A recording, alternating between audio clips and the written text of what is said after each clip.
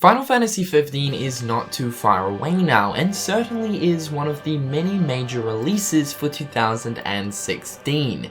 It's crazy to think that this game has gone through 10 long years of development hell, but is almost set to release worldwide. Final Fantasy is a franchise I've been very on and off with, and I've been trying to position myself more with the series due to my passion for Kingdom Hearts.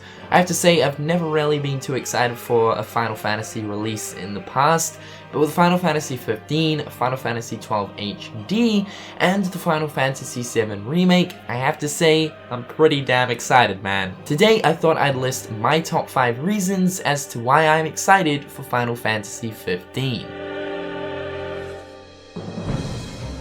Number 1. The combat system. Final Fantasy 15 is doing things differently with the combat system this time around. Instead of using the traditional Final Fantasy turn-based system, 15 leans more towards real-time combat, similar to that of Kingdom Hearts.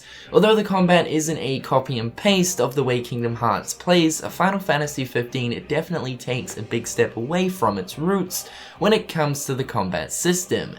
Now for me personally, this is probably the biggest reason as to why I'm excited for this game. This is a personal preference of mine, but I definitely enjoy real-time over turn-based and have never really been a big fan of it.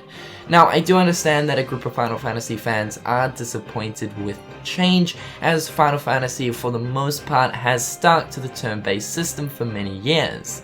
I do believe that with this change, it will attract a lot of newcomers into the series, with having more of an interactive gameplay style. The game makes you focus on stringing together certain weapons to perform an array of different combos. So for example, you might want to pull out your sword for some quick hits for the first part of your combo, and then to finish off, you pull out your heavy weapon like a mace to inflict some massive damage and to knock back the enemy. With this system, it still maintains a certain amount of strategy rather than straight button mashing. Number 2. Almost an open world environment. Final Fantasy 15 isn't going to be Skyrim per se, where there is a massive open world space waiting for you to explore, but to a certain degree Final Fantasy 15 has huge open world spaces that gives you the freedom to explore and come across settlements to accept quests for rewards. Final Fantasy usually maintains cut up areas while you progress through the story, kind of like Kingdom Hearts.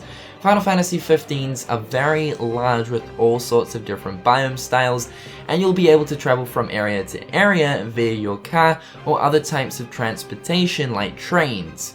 The way Square Enix are making these environment spaces gets me really excited for Final Fantasy 15, as I feel like I'll be able to have a certain amount of freedom while progressing through the game, rather than having the feeling of being forced to go from point A to point B on a direct path.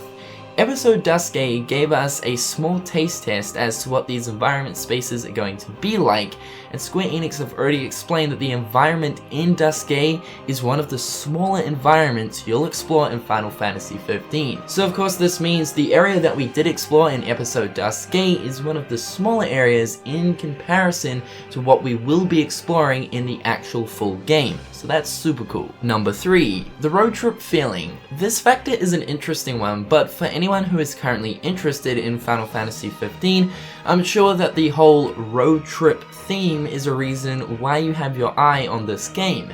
Square Enix have been advertising the road trip theme with Final Fantasy 15 for quite some time now. They've explained that your adventure throughout the game will feel like a massive road trip traveling from region to region, pulling over to see the sights, setting up camp for the night, as well as the interactions between Noctis and the gang. Square Enix are really trying to capture a trip away with your best friends while on a dangerous task type of feeling, and honestly I think they've nailed it. The interactions between the characters are actually quite hilarious. You can really tell that they are great friends. With sometimes targeting each other with jokes or just making fun of one another, the experience looks like a lot of fun. For me personally, I actually go on road trips with my friends from time to time, and honestly, sometimes there's nothing better than just to escape for a couple of days with your best friends, and that's exactly the type of theme that Final Fantasy 15 is aiming for. Number 4. Noctis. I think for any main protagonist driven RPG, there needs to be an enjoyable main protagonist who you can relate to or at least become interested in. I mean, for the most part, you'll be playing as them for the majority of the game, right?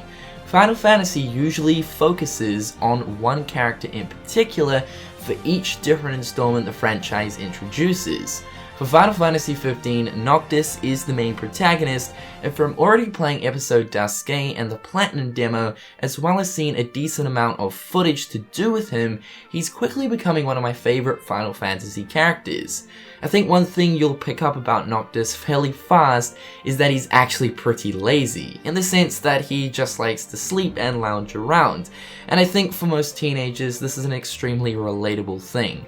Apart from Noctis's obvious laziness, he's also a very serious character too. It's great because Final Fantasy 15 can clearly have some hilarious moments while maintaining a serious tone. I also believe that Noctis will become one of those Final Fantasy characters that will become an icon and staple in the series, similar to that of Cloud or Tidus. Number 5. A Sprawling World. So what exactly do I mean by this? Well, the world of Final Fantasy 15 feels very much alive, with cars driving on the roads, tourists at cafes, shops and gas stations, and wild animals and creatures roaming about. All of these things come together to make the world space feel alive rather than completely barren. I think this is an important aspect for an RPG of this degree.